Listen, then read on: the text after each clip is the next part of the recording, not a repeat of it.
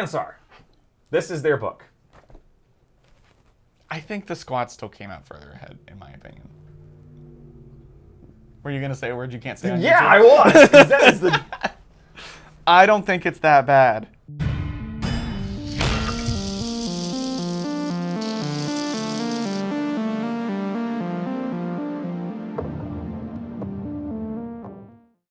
Hello and welcome to Miniatures Rundown. It's a new Necromunda book. Da, da, da, da, da. Part 3 of the Aranthian Succession. We finally figure out what that means. Yeah. And the ruins of Jardlan. Because Jardlan is I was going to say a dwarf hold. It's a squat thing. It's it's basically a dwarf hold. I'm assuming that the J is Jardlan. Jardlan, not Jardland. Yeah, it's a dwarven fortress, if you will. Yes. And they dug too greedily and too deep. See. And unlocked a shadow of nomads. Of Ash. She's Of really Ash, yeah. So this is the third book. We're not going to talk deeply about the lore. I'll give you a very, very, very, very brief one. The prophet woke up a very, very, very ancient ruler of Necromunda, Aranthius, who has risen to power and kind of through psychic influence on the populace overthrown Helmore and is now in control, basically. That's how this ends. Yeah. Spoilers. We'll talk about that at the end of the video, though, because I've got a question you're going to hate me for. As usual. Also, the Imperial Guard that were defending the barrier around High Secundus, which is the one that fell to Gene Stealers, broke, and now Gene Stealers are loose. So, On Necromunda? yeah. So that's great. If you're a Gene Stealers player, look forward to that in the future. But there's no Gene Stealers in this one. Instead, what we've got is squats, enforcers, Saar, And Saar. and nomads. Yeah. Little nomads. And, of course, a new campaign. So, brief notes on the campaign. You've said this is your favorite one of this batch so far. Yes, I think the little flavors and twists they put on it makes it more interesting than the other ones and easier to keep track of. So the main shtick is that instead of territories, we have waypoints. They're territories. Yeah. You don't take them with you like the relics, though. Their main thing is that the territory you're fighting over has an effect on the battle, in addition to whatever mission you're playing. So it's kind of nice because it's like everyone has 2 inches of additional movement. My favorite one is every weapon has the rad phage trait. Just all of them. Are you playing Saar? Ignore that. But yeah, fun things like that can really skew the fight over certain waypoints, meaning that it might be easier or harder for you to get or hold on to a waypoint just by virtue of it, which I really like. I agree. Other than that, there's the normal, you get credits when you have it, or you get, extra equipment, or, a free hanger-on or something. Other than that, it's during the battle or credits. Yeah. That's it. Yep. A little more simple, and not quite the risk-reward thing of carrying your relics from last time was a fun idea. It was interesting, but it wasn't interesting enough. The number we just finished our campaign for Cinderak Burning. Cinderak Burning? No, Cinderak Burning was the first one. Yeah. Vaults of Temnos. Vaults of Temnos. We just finished our campaign for Vaults of Temnos, and no one wanted to take their relics. Even the good ones. Yeah, I took mine, and I almost lost one of them. You're not a coward. Because I'm not a coward. I had one go up for the fight, and it ended up in a tie. So, but other than that, nobody ever took them because, they didn't want their money taken away. Right. This one does continue the proud tradition of picking a side, Imperial House, Rebellion, although now the Imperial House is kind of the Rebellion, because now there's kind of a new Imperial House. So basically the previous rebels have taken over, and you either have to try to take it back as the rebels, or one keep more fighting. ends with the rebels taking over. Yeah. So for this campaign, Imperial House is still Imperial House and rebels are still rebels. Sure. That status quo changes at the end of this campaign. That's what you're fighting over, basically. It's dubious as to whether Aranthius is actually loyal to the Imperium. It's kind of implied he is kind of actually either Chaos or maybe Xenos. Ooh. It's not exact. I mean, he has this weird psychic control over the Prophet and everyone else. So there's something not right there. Maybe he's GSC. He's playing for the Imperials still. He's telling the Imperials, no, everything's fine. And the Imperials don't care. Yeah, I bet. the Imperium could not give less of a crap who's in charge as long as they keep getting their weapon shipments. And so far, that's still happening. We'll see. But anyway, so next campaign, that might change. That's true. We'll see.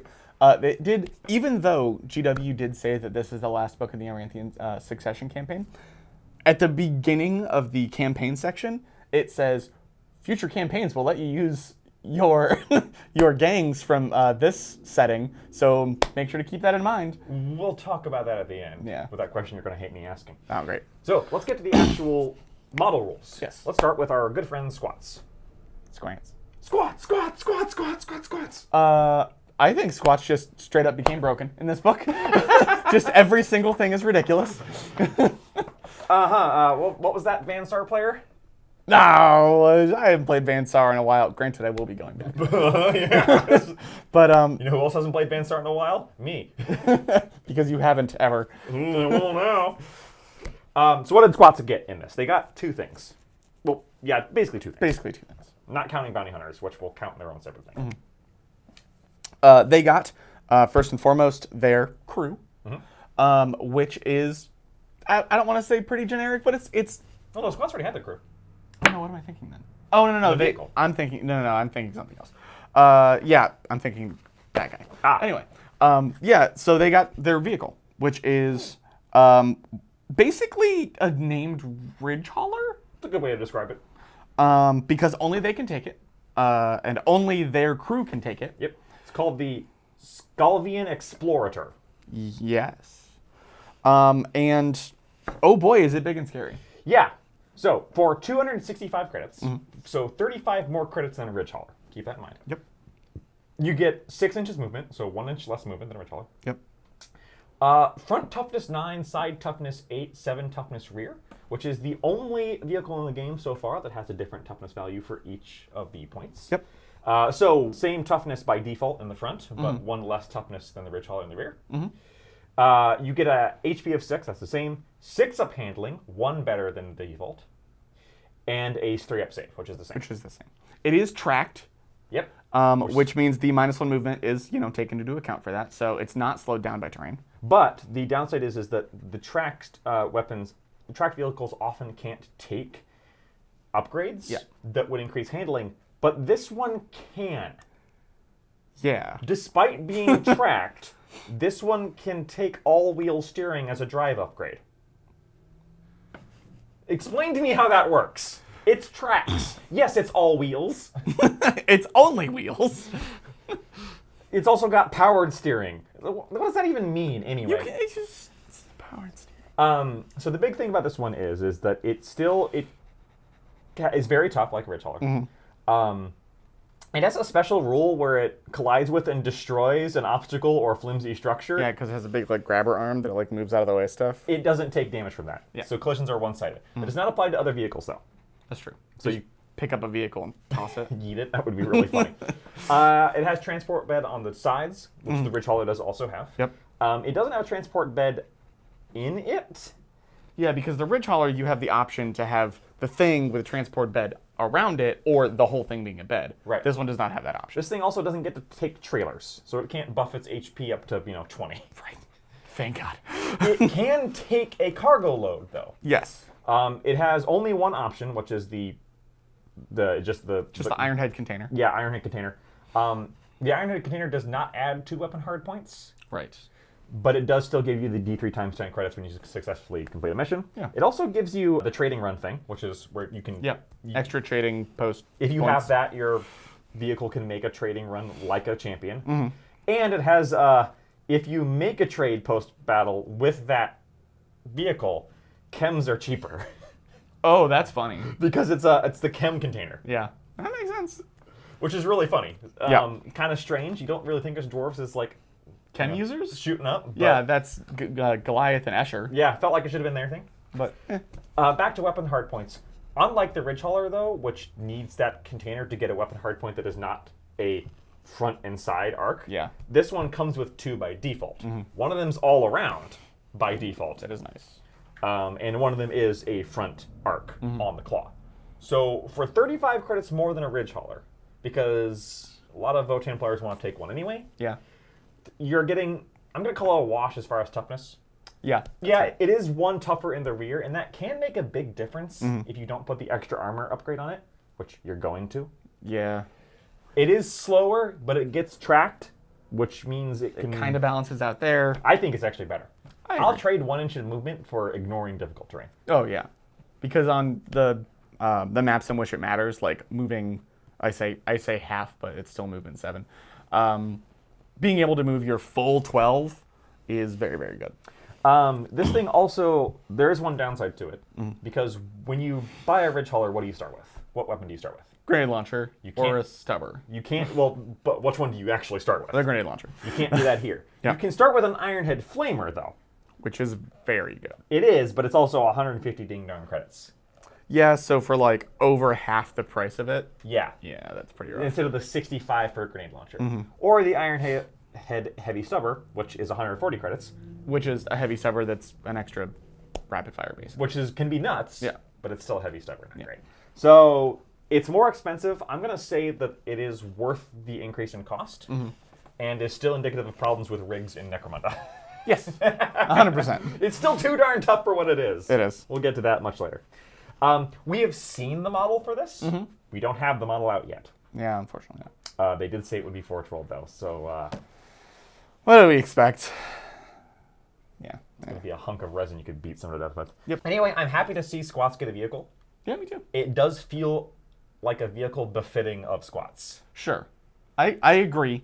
Being the ridiculously tough, slow with quotes around it, and I said tough, but tanky.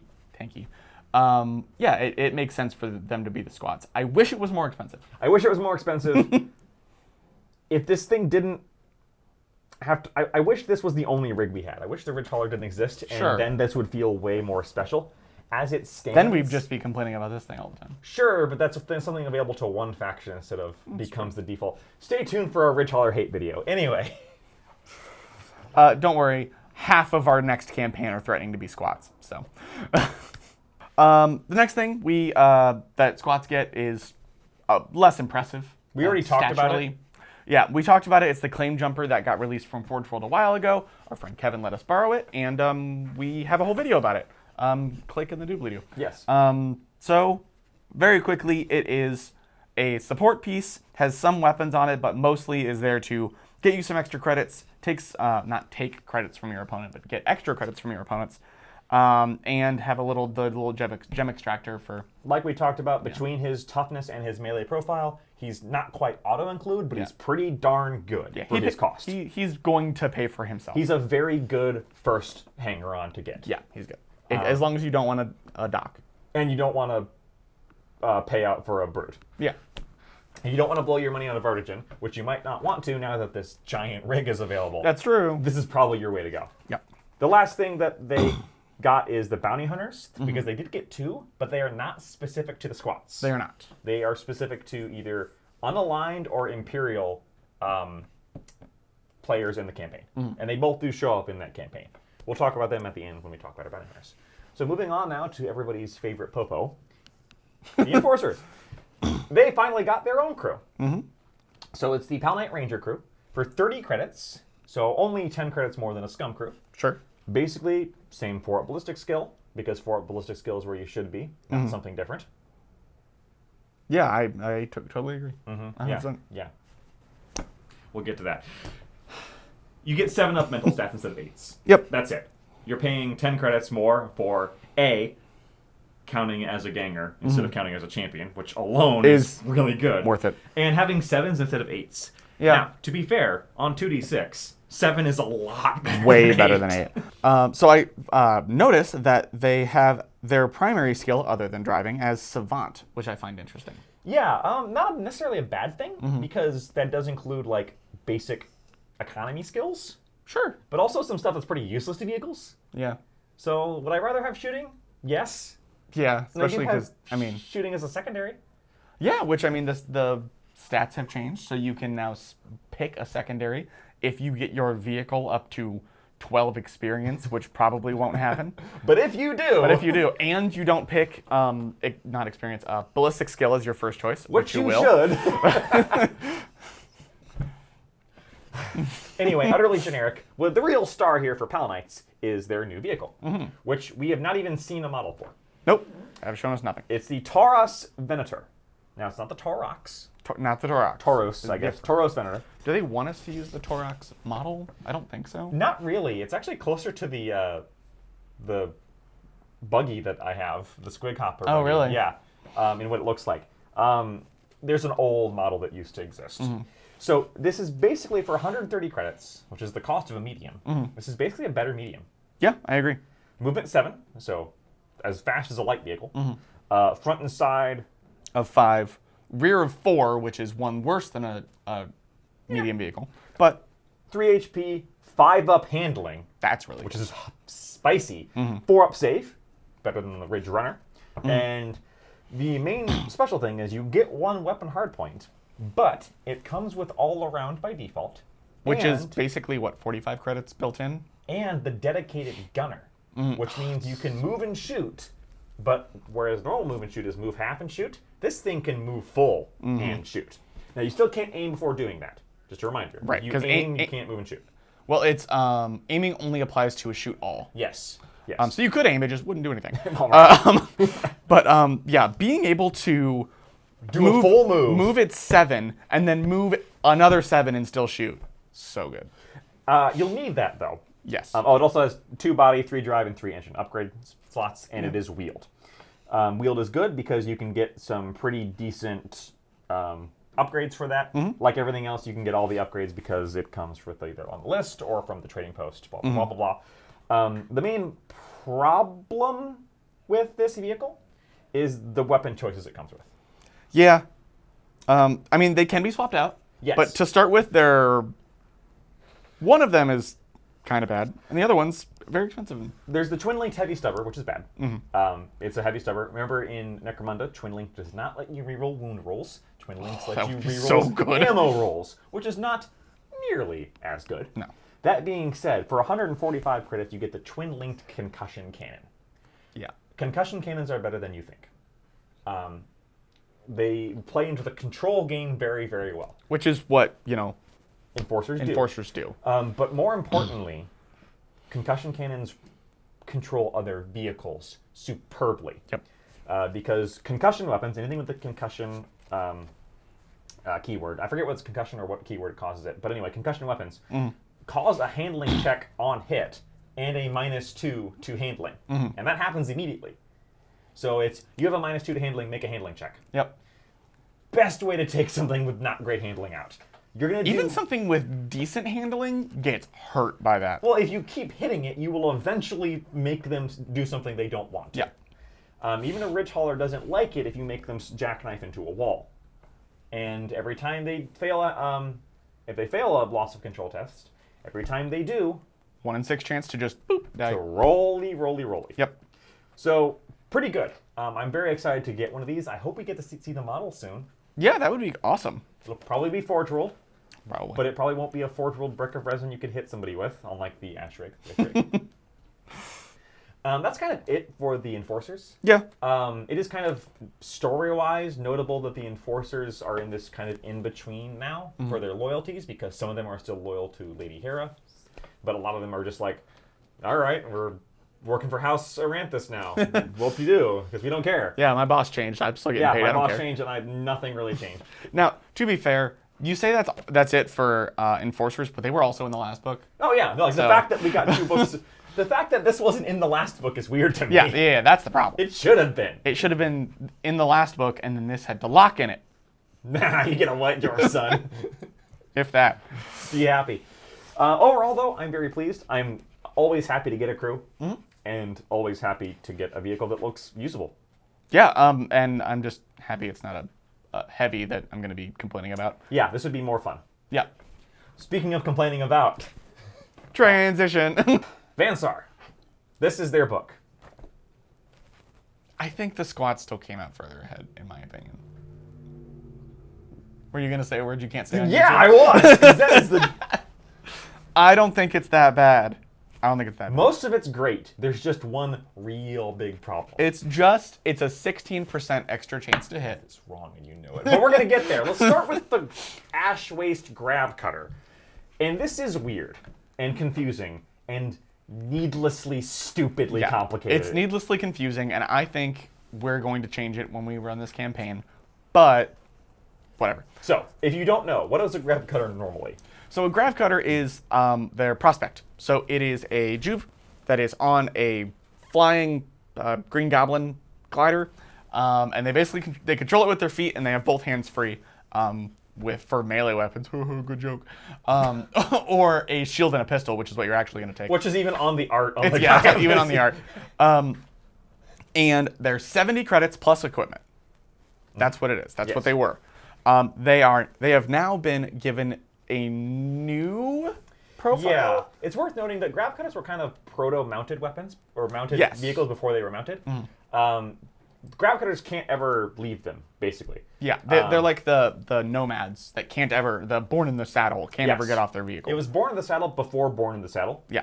And they had like the thing where they couldn't be pinned, but if they ever were knocked down, they had to take like a double action to stand up, which was really bad. Yes. And that is still in effect. That's still in effect. Nothing with the normal Grav Cutters has changed. No. That's one of the things that we really need to say is that this is not retroactive. No, it's not changing the prospect. It's only changing what's in this book. It is now added for primes, augments, and techs, not Juves. Not Jews and not the Archaeotech. Not the Archaeotech. The alternate champion. Can't take them. No. But primes, augments, and techs, which is your leaders, champions, and gangers, basically. Yeah. For 65 credits, so for 5 credits less than just buying a Juve. Yeah. Just buying a prospect, can buy basically a Grav Cutter mount. Yes, and it is officially a mount. Yes, which means you cannot take it into the Underhive. This does not let you put Grav Cutters on your champion to ride in the Underhive. Right. But you can take the prospect, which now counts as mounted, into the Underhive as an exception. Right. It's listed right here. Yes, that did change because now Grav Cutters grant mounted. Yeah. Which I guess does change how they interact in the Ash Wasteland when they get shot, right? But they still can't be pinned. Because that's still on there. It doesn't say that anything was taken off. It's just now grants mounted. Right. So... Which is why I think it's stupid, and it just should all be the Ash Waste Grav Cutter. Right. Well, I guess what they're going for is they don't want you to Grav Cutter up your champions in the Underhive. That's fair. Which I get, because... No. I think that you're misunderstanding me. I think that the Juve should not be able to be taken in the Underhive. See, I think they should, because I think that is... The prospects. We keep saying Juvies. Yeah. I think that makes the prospect something that opens up Van Saar to a new... Which I like. It's the same thing with Wreckers. Like, that's prospects should be something that adds a new flavor and play style. You know, Wreckers get to be this great mobility thing with a focus on melee that Orlocks don't have. Grav Cutters get to be this wonderful mobility which Van Saar doesn't have. Yeah, because they're speed 4 across the board, but... Escher Wild Hunters get to suck, which the normal Escher don't do. Yep. So, you know, little things like that. Yeah, I like the design intent. It's just weird and very wrong. Yeah, I'm not sure what to do with it. So it is worth noting that if you're Ash... This is where it gets weird. Because rules on a data card override generic rules. So this adds the mounted keyword to your prospects. But your prospects still on their data card have a rule that says they can't be pinned. Yep. And all that normal stuff still applies to them. So that doesn't actually change anything for them. I think the only thing that might change is that the base mounted, you can't use 2 weapons at once. Correct. But that was not an exception for the Grav Cutter, the Neotech. Well, a fighter equipped with an Ash Waste Grav Cutter ignores the hand's full rule. Not the Ash Waste Grav Cutter, the other one. The old Grav Cutter, the Neotechs, are now mounted, which means they can't use 2 weapons at once. That seems like an oversight. I agree. So don't play it that way. Yeah. I'll wait for my FAQ errata to come out in 2 weeks. So your prospects still can't be pinned. But your other guys on Ash Waste Grav Cutter still follow the normal mounted rules. Which means they can be pinned, but they have to take an initiative test to be pinned. The nice thing is, though, because Van Saar initiative sucks absolute butt, they get a +2 to that initiative. That is very bringing nice. them from a 5 to a 3. Yeah, bringing it back to like normal, regular areas. Very doable. Otherwise, it's completely normal. Just like the normal Grav Cutter, it does reduce your cover by 1. Yep, it does reduce your cover by 1, and it only increases your speed by 2, so it's actually not as fast as a Neotech. Right. Neotechs are speed 7. This only goes up to 6, Right, plus any enhancements you give. Because, there's still old guys on there. So Yeah, let's that's try. true. Just the old cancer-ridden. Well, they don't want to hit the pedal too hard. You know? It's like, oh, too fast. I'm staying in the right lane and driving below the speed limit, and you can all go around.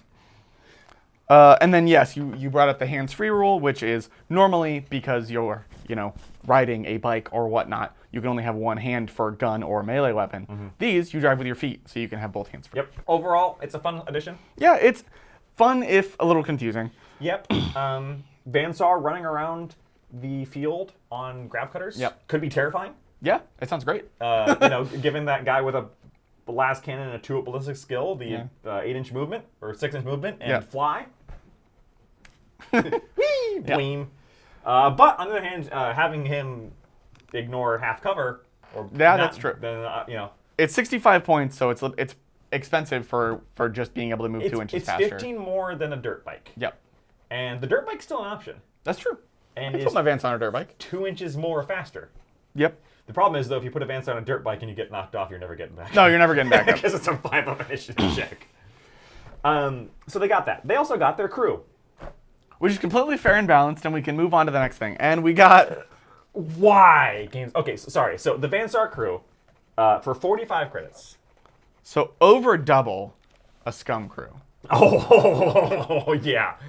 For 45 credits, so 10 credits more than, most Goliath or Escher or Lot Crew. Better mental stats than Enforcers, 6 intelligence and 6 leadership. Yep. Not that leadership will ever come into play. I don't think so. And intelligence kind of can, I guess. Very rarely. Really, you only care about cool. The thing is, though, is that for 10 more credits, 3-up ballistic skill. They're the only crew in the whole game with a 3-up ballistic skill base. And given that most vehicles are taken for the purpose of putting a as a gun scary platform, gun on it, this is a bad choice. I think They can also take plasma pistols, that doesn't matter, but it's funny. hilarious. I think it balances to the point for this exact reason. Vansar does not have a Vansar-only vehicle.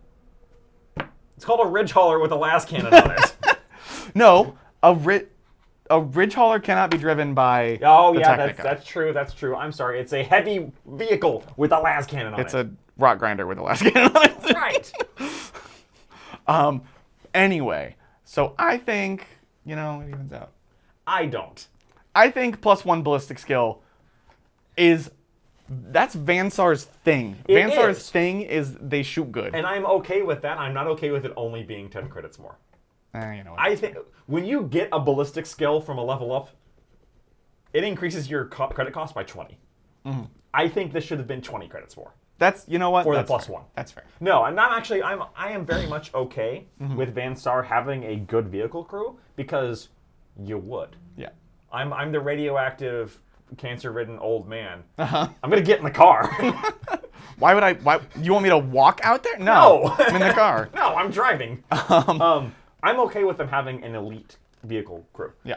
It should be pointed appropriately because most of Vansar is. Yeah. That's always the trouble with Vansar, right? Is they're elite, super expensive. You gotta be really careful not to start your campaign with 6 dudes who are really good. I've done that before. And really squishy. This thing should just be more credits. Yeah. So when we start our next campaign, I am not going to advocate that we make them 4 ballistic skill because I think that takes away Vansar. Yeah. I am going to advocate that we make them at 5 or 10 credits more. Okay. Which I know isn't a big deal. Come on, just let her slide. Exactly. 10 credits more does add up, It makes a little difference. Just let it slide. Yeah, I don't think this is the end of the world, but it's so funny they can take a plasma. But someone's going to start a campaign with a heavy vehicle. And and remember what's on the Vansar house list. Yeah, you're looking at them. Yeah. And it's going to be terrifying. Who has 2 thumbs and has been dead last in every campaign we've run for Ash Wastes? I'm not worried about you. I know. You'll do it and put a really funny weapon on there. Yeah, and I'll overcharge my plasma cannon every single time. You'll put a rad gun on there just to hit me on 2s. Hey, the rad gun is underrated. It is, actually. I agree. The rad gun is fine. Speaking of rad gun. because this thing can take a rad gun. The coolest model in this entire update. Oh, yeah, by a long shot. It's the Wastes Arachni-Rig. Did you always want an Arachni-Rig but not want to buy it in Forge World Resin? Well, have I got the deal for you? It's really funny because the original Arachni-Rig has only been available for like less than a year. Yeah, it took them forever to come out with this thing. Yeah. And it was on Forge World, and it was like, $60. I think it's 67. $60 to $7 for one resin. Yep. And now, for $50, you can go get 2 plastic ones with jetpacks. Yeah, just pop that little flying stand off, put them on the ground. You have an Arachni-Rig. Seriously. Yeah, literally. Seriously. If you want an Arachni-Rig, Don't buy the Forge World one. Unless you just desperately love resin. Which, if you love Forge World Resin, you don't know resin. It's true. Just use this. Now, there is a difference, though, There is. rules-wise, between the Ash Wastes rig and the normal rig. Yes. And that difference is a jetpack and guns. Yep. And 120 points. Yeah, so the normal one is how much? 240. And this one is how much? 360. Oh boy! 360 credits for a brute is a lot. That's a lot. That's the most that I can think of. Because I think even... Ambots are 210, 215. Yeah, 215. I don't know if the squat one is... Bartigens are like 250. 250? Yeah. Bartigens are expensive. I think this might be the most expensive brute in the game. Which is... And I think he's really good. Yeah, so... The... So let's just cover him real quick. And then we're going to, talk about how he compares to the old one. Right. So what does this guy got? Movement 5. Weapon skill and ballistic skill 4, which, offends me slightly as a Vansar player, but that's fine. That was what I was going to say, because this is, I know we're going to do comparison later, but this is basically the ranged Arachni-Rig Yeah. versus the other one being melee. Mm. And does he hit on 3s because it's hard for him to aim with those arms, I guess? Or, sorry, hit on 4s? Maybe? That's so weird that he has on 4s. Yeah. Anyway. Strength 5, toughness 4, 3 wounds, a 4-up initiative, which is also not bad for Vansar. 2 attacks. 2 melee attacks, and decent mental stats except for willpower. Apparently he's not very good at willpower. Bad willpower, but 5 up, cool. 5 up, cool, leadership, and intelligence. This guy's not leaving until you kill him. Yeah. Toughness 4 is not the toughest thing in the world to kill. No, not really. But it does have heavy carapace armor. Yes. Which means it is a 4-up armor all around it, a 3-up in the front, at the low cost of -1 initiative and -1 to your charging. Now, -1 initiative does mean he goes back up to a 5. That's true. That's true. Which is where he should be as Vansar, in my opinion. Yeah, I guess.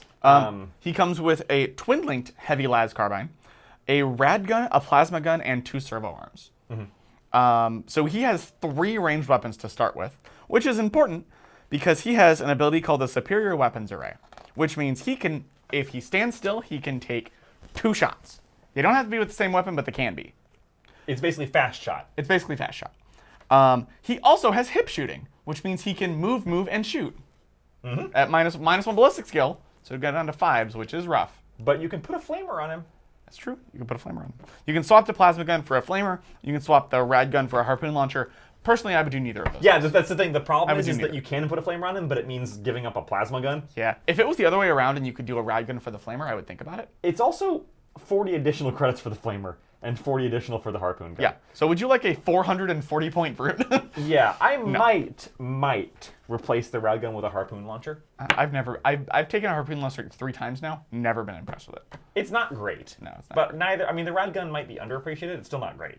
It's true. The problem is you got a plasma gun on there. You're always just gonna shoot the plasma gun. The las carbine's pretty good. It is twin heavy las carbine. What are the stats on las carbine? So it is 15 short range, 30 long range, +1 at short range, which is good. Only strength 4, no AP, but rapid fire 3 and twin linked.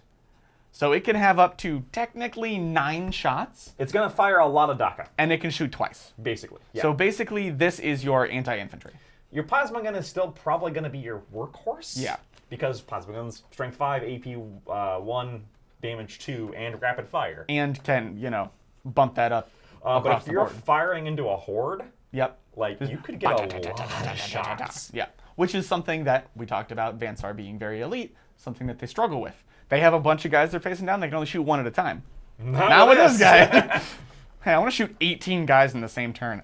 What? But we also get to the real juicy part. Maybe I'm just saying this as somebody who loves wreckers. Yeah. The Arachni-Rig jump boosters. Once per activation, a fighter equipped with Arachni-Rig jump boosters may choose to use them when they perform either a move or charge action. When they do, they add 3 inches to their movement characteristic for the duration of the action. So you can only do it once per turn, so you can't double move with this at the increase. That increases your movement from 5 to 8. That's very good. That's very strong. You can move up to half of your total movement vertically, so you can jump up or down. And if you do charge, you get a +1 to hit and a +1 to strength. You already have strength 5. Yep. And those servo claws, twin servo arms.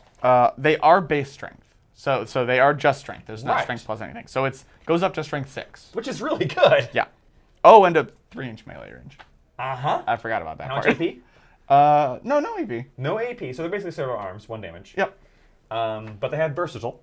They have versatile, plus they already give +1 to hit, which means on the charge they're hitting on 2s. Bingo. So you can still use this as a better melee Arachni-Rig than the melee Arachni-Rig. And it comes with 2 arms, so you're dual wielding. Right. Wow, I didn't even think about that. So another +1 to attack. Yeah. No, I think the melee Arachni-Rig is still better. The other for melee, the other one is still better. Right. So let's talk about the comparison now. Yeah.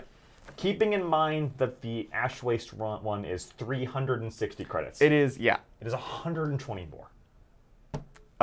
So the differences. Doesn't have hip shooting because it's more of the melee one. It comes with the heavy las carbine, which is the one we already talked about, the mini, and 4 melee weapons. Yes. And it has 4 attacks to compensate for that. So it can trade out 2 of those for 2 weapons. I'm pretty sure it's the plasma. It's basically the default of this one. Yes. The plasma gun and the rad gun. And it takes away 2 attacks when that happens. Right. So it goes more range, less melee, but you can kind of customize it. Right. Or you can be full, like, beat down, take me to, servo arm town. Yeah. Just trying to think of something there. So it has 4. It would have 4 attacks base. +1 for dual wielding, +1 for a charge. Yep. So 6 attacks at decent strength, all that stuff. That being said, this one getting +3 movement on the charge and +1 to hit and +1 to strength. That's the thing is that melee is only good when you can get there. Yeah. One of the things I've learned from the Ambot, I think everybody learns this about the Ambot, is that it has infiltrate for a reason. Yeah. Because it has got 5 inches of movement. And so does the normal Bansar Arachni-Rig, right? Yeah. Bumping that up to 8 and being able to, remember, leap tall buildings in a single bound. because you still get to roll an additional D3. Yeah. So that means you have at least 9-inch charge range. That is a really big difference. It is. It's all the difference in the world, Mr. Freeman. I like this better because of the ability to get there. Yeah. Even if you're only using it as... First off, I would personally like to use one that is a mix anyway, because pure melee models just... Yeah. Especially in the Ash Wastes. Especially when the Ash Waste is a thing that can happen to you. You just end up with this guy with a knife in the middle of the desert going...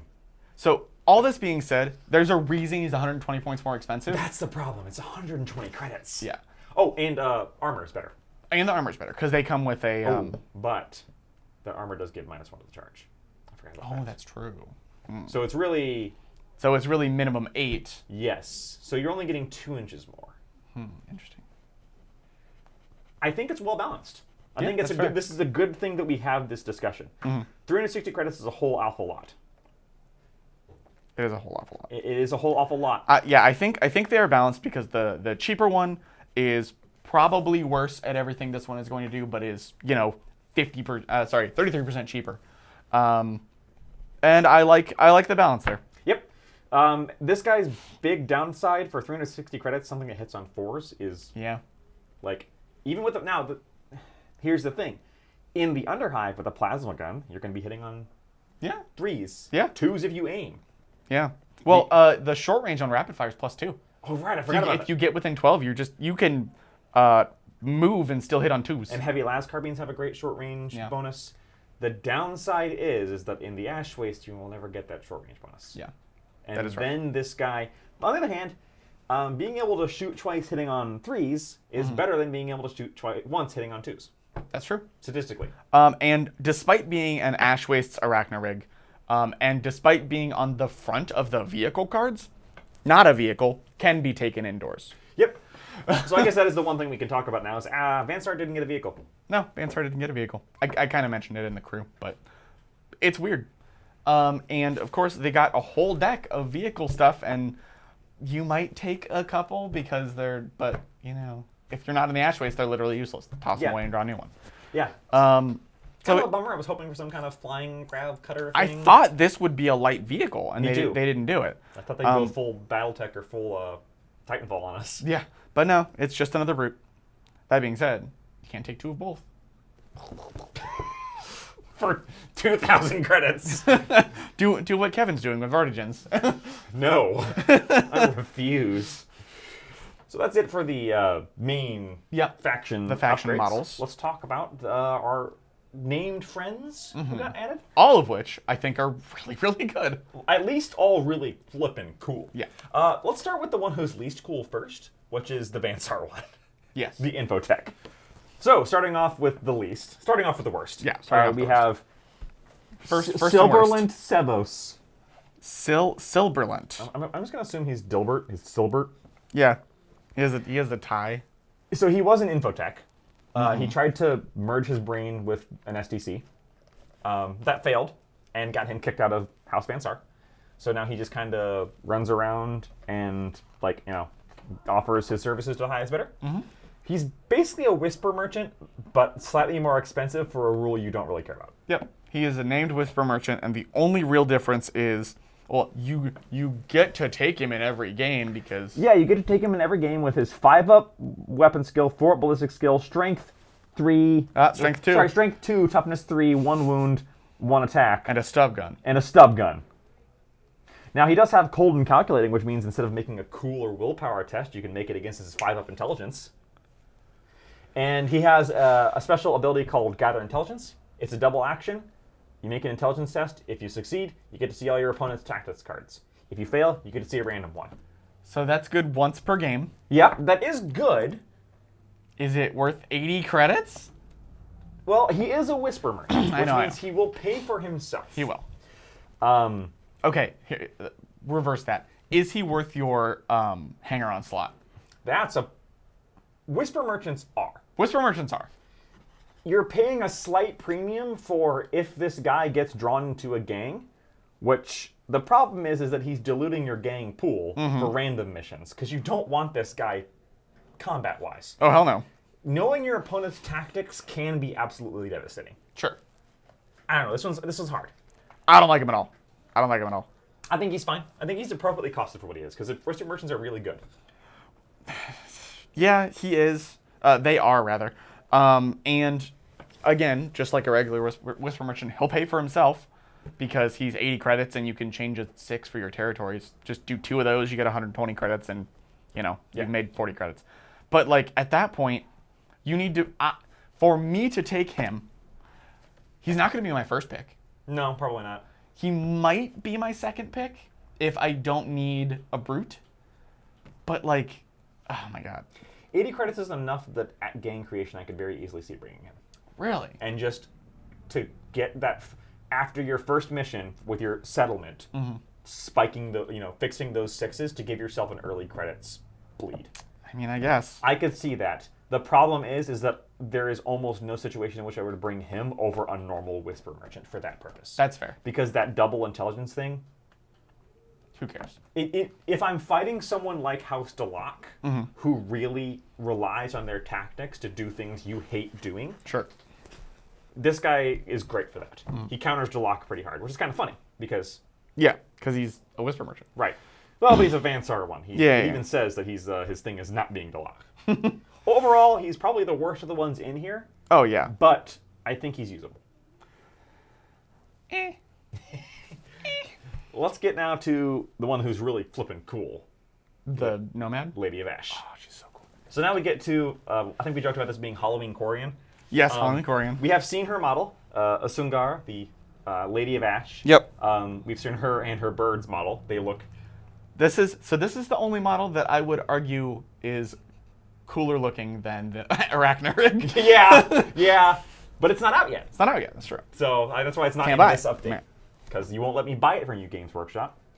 Asungar herself it can only be hired by unaligned during campaign or during, nomads. During this, which is interesting because normally you can hire, like the next campaign that comes out, you can hire whoever you want from this book. But if you're not a nomad, you can't hire her. Which makes sense because she's nomads. It does. And nomads don't get along with anyone. That's true. And even nomads can't just bring her; they have to petition her. Yeah, she's one of the petition. You have to roll and add your rep to see if you can even bring her. And even if you roll low and your rep sucks, you still have to fork over 120 credits for her. She's expensive. 240 if you roll mid. She's worth it though. Yeah, she's really good. So by herself, Asungar has movement 6, 3 up weapon skill, 4 up ballistic skill, strength and toughness 3, but 3 wounds, 2 attacks, absolutely astounding cool and willpower at 5 and 4 respectively. Yep. She has a blast pistol, which is not particularly great. Not really. And a stalking knife, which is not particularly great. And a spirit stave, which is strength plus 2, AP 1, 2 damage. That's actually not too bad. Yeah. You know, strength 5, AP 1, 2 damage with melee and shot. 3-inch versatile too. Yep. Yeah. She got some smoothing. She herself has infiltrate, which is good and very important. And she comes with mesh armor. Yep. And the ash cloak, which is like a 6-up, you know, feel no pain against environmental effects. Yeah. Not that that really matters. Because she also has Born to the Wastes, where she just ignores the effect of the battlefield surface. So yeah, that thing Screw that this you. Yeah. this helps you against, ignore it. She can also do Hide in the Wastes in Zone Mortalis or Sector Mechanicus, which is hilarious. Yeah. Is that what's It's like Pia puts her cloak on, hides in the she corner. Frodo's it from Return of the King, where they're like in front of the gate. Or no, that was the second one. Anyway, she also has Stormwalker, where if she's on the battlefield surface, which she ignores, plus 2 inches to her movement. So Movement 8. movement 8. The real star of this pair, The though, real piece de resistance. yeah, is the Terror's Terror's Shadow. It's a grapple hawk on crack. This is your blender bird. Movement 8. Weapon skill 3. Strength 4, which actually doesn't matter. Toughness 4, 2 wounds, 3 up initiative, and 3 attacks. Mental stats are bad. It's cool as 7. Everything else is 9. He's an exotic beast. He's an exotic beast. And he has an ability called Swoop, which means he needs to be end his turn within 9 inches of her instead of only 3, which is very good when you're speed 8 with flying. Yes. Has flying. And has an ability called Grapple, which the other Grapple Hawk has too, but this guy is ridiculous. So Grapple says... Oh, I guess I should go over the melee weapon first. Yeah, burying the lead here. Yeah. Strength 5, AP 2, 2 damage with the 3 attacks that we talked about. Disarm, Entangle, and Knockback. Which in and of itself sounds pretty good. That's pretty good. But On then- 3 attacks. On 3 attacks. 4 if you charge. But it has an ability called Grapple, which means if it hits, the next roll to hit the fighter that you just hit, automatically roll 6. You don't have to roll to hit. No, just automatically roll 6. It does not need to roll to hit with that fighter. And it specifically says it procs Disarm, Entangle, and Knockback. So it counts in reaction attacks. You just start auto hitting basically. Yeah, you just start auto hitting. You don't start auto wounding, but you've got strength 5 and AP 2. Yeah. And they're gonna not be able to use their melee weapon with Disarm, and get -2 to hit With Entangle. with Entangle, and push them back. If you want to, you can throw their butts out of melee, so your nomad friends can shoot the bejesus out of them. He's so good. I would pay 120 credits just for him. 120 credits is a steal. Yeah. 240 is fair. Yeah. The fact that she can't just be in every Ash Waste Nomads gang is probably for the better. Yep, I agree. It's a little bit of a shame because they finally get Dramatis Personae and you can't reliably trigger her. Yeah. You can't just bring them, you have to roll for it. But she's real good. She's real good. And also absolutely amazing model. Oh yeah, fantastic. Both of them. So yeah, she's real fun. Yeah, she is probably my favorite one, but the other two are two of them are dwarves and the other one sucks. So, it's not a great competition for me. Let's talk about those dwarves. Do you want to start with Urson or Orrin? I don't remember which one's which. So, Urson Grimjarl, Bounty Hunter, for 160 credits. He's a squat. Has the normal Bounty Hunter rules. He comes with a Techmite Oculi, a little guy, because they figured out a little guy. you can sell more models if you sell little guys. His Techmite Oculi is an exotic beast. He's basically like Grim Hold, or Yardland was a hold, and he's the younger brother of the two that led it, and he was just, long ago, he kind of left to hunt his own thing. He really hates nomads. He himself has movement 5, weapon skill 4, ballistic skill 3, strength 3, toughness 4, 2 wounds, 4 up initiative, good for a squat, only 1 attack. Good mental stats, it's 5s and 6s. Yep. His main thing, and this is kind of a little weird, because he's got his long shot hunting rifle. Short range 18, long range 48, plus 1 to hit at long range, which So remember, a normal sniper. in the Ash Wastes always applies. Yep. It's strength 5, AP 2, 2 damage. Rapid fire 1. Yep, And because rhythmic. it's a freaking dwarf weapon. It's a dwarf weapon, which means even their sniper rifles are shooting rapid fire. And rending. Yeah. He also comes with frag grenades, crack grenades, and a stub gun. Yeah, ignore all that stuff. He comes with clamber, which means he can climb well. Yeah, which is hilarious. Precision shot, which means he can ignore cover a little bit. And Overwatch. One of the most frustrating skills in the game. Remember that he's got, in the Ash Waste, he's got a plus 1 to hit at long range. So he's hitting on 2s. Yep.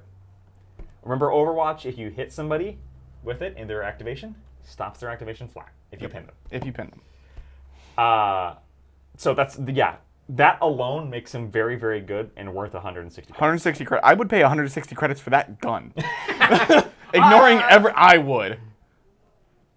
I mean, it's basically a plasma gun with better AP and way longer range and a bonus that actually works in the Ash Wastes. So, I don't know if I'd pay 160 credits I for would. just the gun. I would. But he's pretty good. And then his little guy, his exotic beast. He has flight, which is he's a little hover guy. Yep. He has scout, which means instead of his normal 3 inches, like the terror shadow, it is 18 inches, which is very important because he's a sniper. And while an enemy is within 6 inches of it, that enemy, when you shoot that enemy, you ignore 1 negative modifier to hit. Yeah.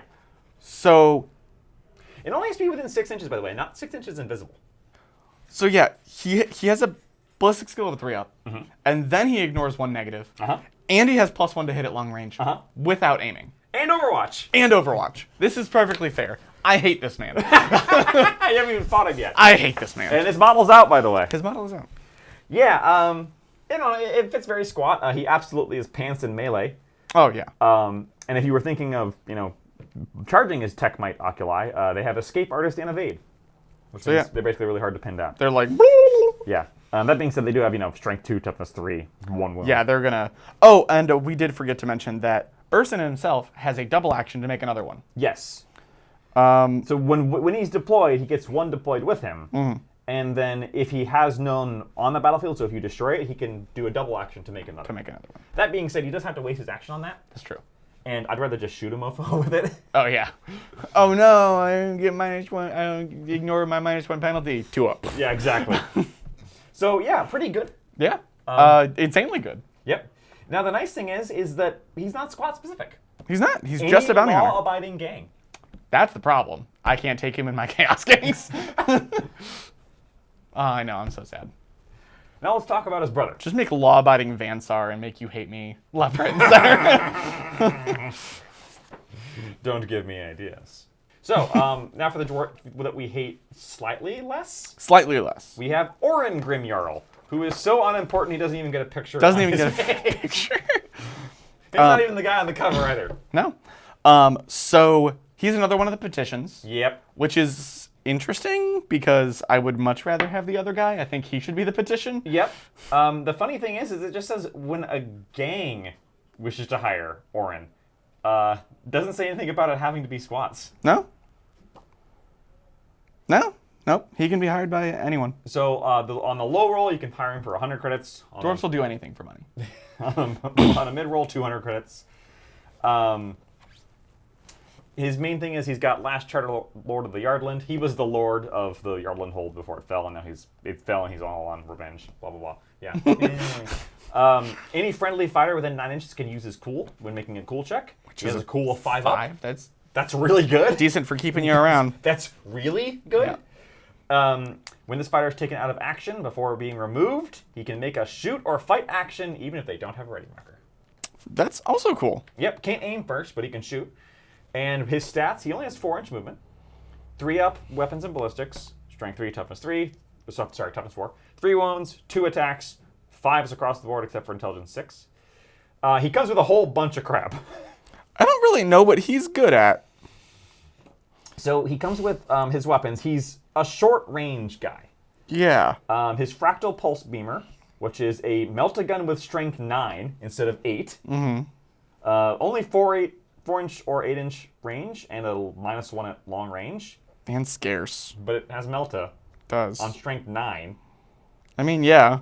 You're going to melt this stuff. A Rock Drill, which is a strength 3, 2 AP, 1 damage power pack weapon. I don't get the strength 3 thing on a Rock Drill. Me either. Frag grenades and crack grenades and an Ironhead auto. Smoke grenades, yeah. He has the Techmite Excavator. Is it the same thing that the other... It is. Okay, so he's kind of sort of a support piece? Yes, he is a support piece. So he's the named surveyor. Yes, he's a named surveyor, which means he is decent at supporting you, and that cool check thing is really good. See, here's my problem. This guy should be a regular... He shouldn't be one that you have to want to petition for. Right. Because you have to... Like, the whole point is that they get you extra credits for the... Right. I don't understand. Yeah, he's not very good. He's rude. I mean, he has a Melta weapon, which is great. Sure, But all of his other weapons are kind of bad. But you gotta get within 4 inches on a guy with 4-inch movement. He is not worth 200 credits. No. Hell no. No, he's not. If I petitioned that and I rolled that, I'm not forking over the 200. Like, having everybody within 9 inches save on a cool 5... That's really good. That is not to be underestimated. Yeah. That's primo. But... I'm not gonna pay 200 credits. I'm not going to pay 200 credits for it. I might pay 100 credits for it. The other guy? Oh, yeah. Is worth 160 credits and then some. That being said, there are certain scenarios where you just need to not flip and bottle. That's true. And this guy will be a lifesaver. And if you're doing really poorly in the campaign and might petition this guy, and it looks like he can be petitioned by anybody. Yeah. Maybe that kind of thing is the kind of thing that will save you. True. And if you do get into melee with him, he will absolutely ruin your entire day. Yes. Well, no. Because he has a strength 3 melee weapon and a strength 3 auto pistol. Oh, yeah. I forgot. He doesn't even have a good melee weapon. No, he doesn't. Yeah, that's so strange. He wants to be within 4 inches, but no closer. Yes. You know, it comes with mesh armor and a respirator. Ooh, boy. Yeah. I mean, he's got the coolest pipe in the world, as we've seen from the... Yeah, where is it, Josh? Where is the pipe? Well, we have seen his model. I know we've seen and it is a great-looking model. Yeah. But, yeah, kind of disappointing. A disappointment compared to his younger brother. No wonder their hold fell. That's fair. This guy sucks at life. The last charter lord. Hey, can I take your charter? Yeah, you can have it. Just push over. Apparently. And that's it. That's it for the rules. Yep. There's not really anything else new in here. No new weapons particularly. No, there's some of the specific ones that only go on one guy, but those are like very special. There is, I believe. So overall, I like this book better than the previous one. I do too. No, that's not even including the campaign, which we only touched on. Right. And yeah, I like this book a lot. It adds a whole bunch of, except for stuff might be a little too broken. Yeah, this is kind of a power creepy book. Squats get a new rig to throw around. The squat rig, one of the bounty hunters that they can take, insane. Lady Crazy Face. Lady Crazy Face I'm okay with because you can't get her reliably. That's true. And you have to be a nomad or neutral. Which is hard. Which the campaign pushes you away from. Right. But yeah, so she's really, really good, but limited on when she's the kind of thing where if she shows up, she'll absolutely turn the tide, which is the point of a petition. Yes, I agree. And then, Van Saar, Josh complained enough about them for the both of us. Van Saar got one very favorable thing, one incredibly cool update to the rig, and then an absolutely broken piece of absolute BS. And I'm not talking about ballistic skill. All right. I mean, kind of is. Yeah. It's ups and downs. I like that he's talking about that it's the most broken. Oh my god, I hate it so much. It needs to go up 5 credits. Hey, little things make a difference. 10 credits. 10 credits. 10 credits. Okay. At least. Okay. Overall, though, great book. Shame you can't buy it. Yep.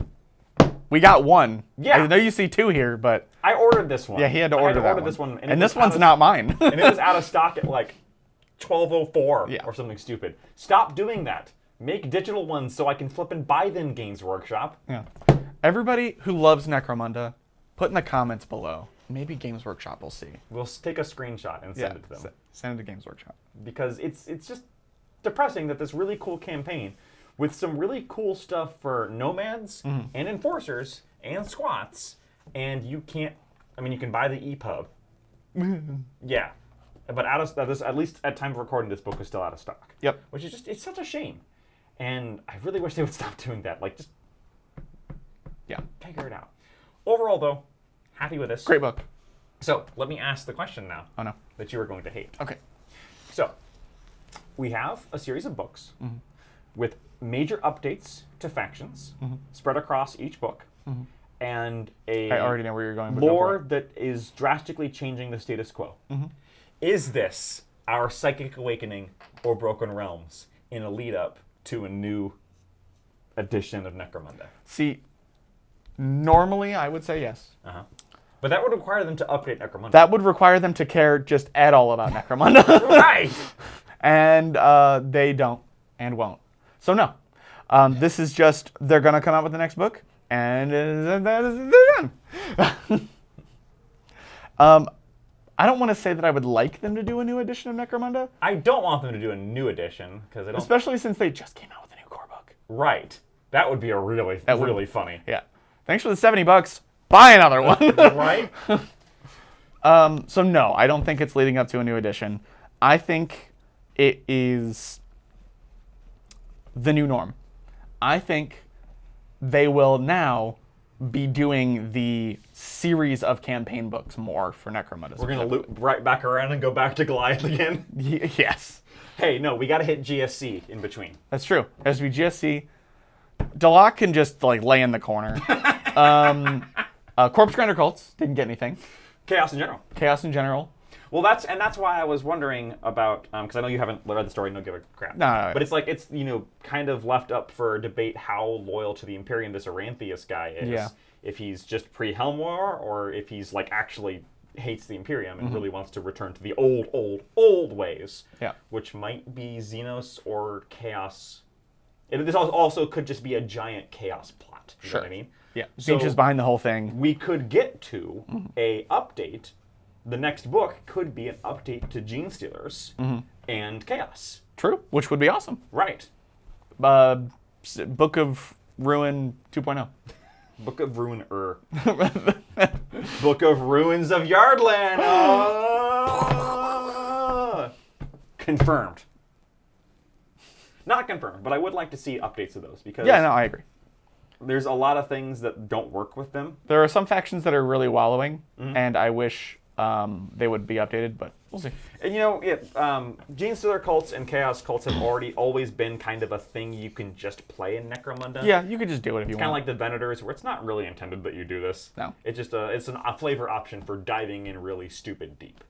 That being said, I would still like to see things that bring them up to speed. GSC works fine. Yeah, I think GSC is okay.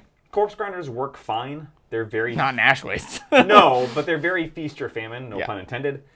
Because Corpse Grinders are still the absolute kings of if they get to you, they will blend you like nothing else. Basically, if it's not a ganger, they'll kill you when they get to you. Yeah. And if they are a ganger, they might still kill you. Yeah. And you can still put them all on motorbikes and have them be absolutely terrifying in the Ash Wastes. Yes. Nobody here has done Corpse Grinder cults Ash Waste and done that. Right. But there's lots of reports of, Corpse Grinders are still a very divisive faction. Yep. So I'd like to see them updated and kind of changed a little bit to be less one note. Yeah. Even though they are Khorne. But Yeah, they're one over. They're actually technically not Khorne. technically not. But Technically not Khorne. how are they technically not Khorne? Because they don't follow the blood god. Yeah, just because they don't call him, it's the Lord of Bone and Sinew. He's the blood god. He's Khorne. He's probably not the blood god. Anyway, off on a tangent. That's off on a tangent. I'm looking forward to the next book. I want to see what happens next. Yeah, me too. Story-wise, I want to see what happens next. Wait another, 9 months for the next book or whatever it is. See you in 9 months. Bye. Vehicle upgrade that is new.